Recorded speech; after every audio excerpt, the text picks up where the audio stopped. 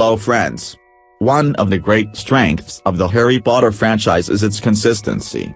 Sure, lots of things change from film to film, but for such a massive undertaking, and such a sprawling story, the filmmakers deserve credit for the amount they were able to keep consistent throughout the franchise.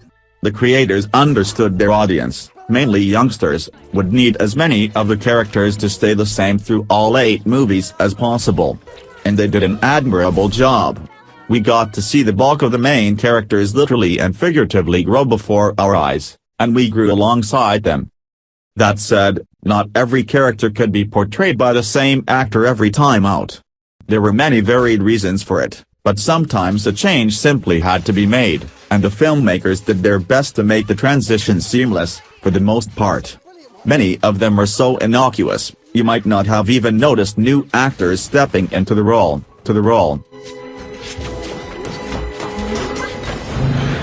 1. Griphook the Goblin.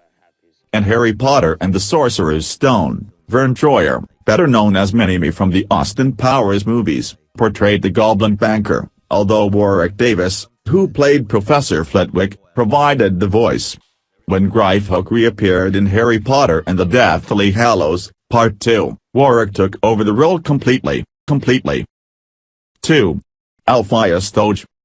Veteran British actor Peter Cartwright played Dumbledore's old friend and eulogist in Harry Potter and the Order of the Phoenix, while equally veteran British actor David Briall played Elphias in Harry Potter and the Deathly Hallows, Part 1. Sadly, both actors have since passed away. I found what you wrote in the Daily Prophet really moving. 3. Tom the Innkeeper. Longtime character actor Derek Deadman played the proprietor of the Leaky Cauldron in Harry Potter and the Sorcerer's Stone. When he showed up in Harry Potter and the Prisoner of Azkaban, Tom had undergone a noticeable change, now being portrayed by Jim Tavere. So that's that. 4. Lavender Brown. In Harry Potter and the Chamber of Secrets and Prisoner of Azkaban, she's Lavender in name only. She has no lines and gets the name only as an extra. But, for Half-Blood Prince and the Deathly Hallows films, the character got a major overhaul and a more important role.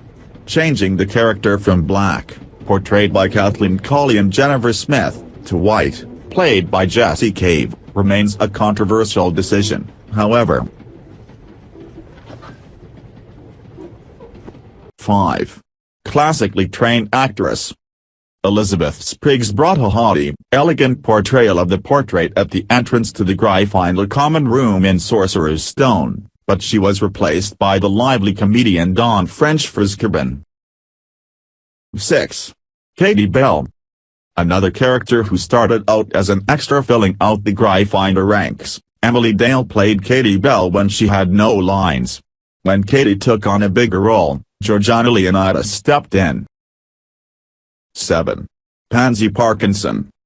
In Azkaban, Genevieve Gaunt played Slytherin's ultimate mean girl. But Scarlet Byrne took over for Half-Blood Prince and the Deathly Hallows films. 8. Helena Ravenclaw. When she's first introduced in Sorcerer's Stone, we only know her as the Grey Lady, and she's played by Nina Young. After she's revealed as Helena Ravenclaw in Deathly Hallows, she's portrayed by Kelly MacDonald, who went on to voice Merida in Brave. The ghost of Ravenclaw Tower. I do not answer to that name. No, I'm sorry. 9.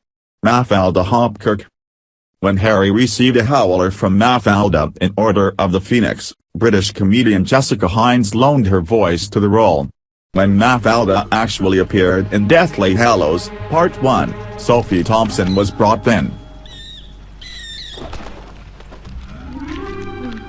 Mr. Potter, the Ministry has received intelligence that at 6:23 this evening...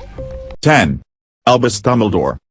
For the first 2 movies, stage and screen legend Richard Harris portrayed the wise headmaster of Hogwarts.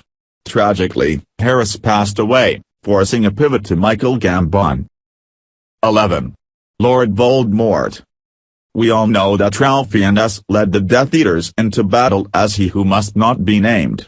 However, way back in Sorcerer's Stone, Voldemort attached himself to the back of Professor Quirrell's head.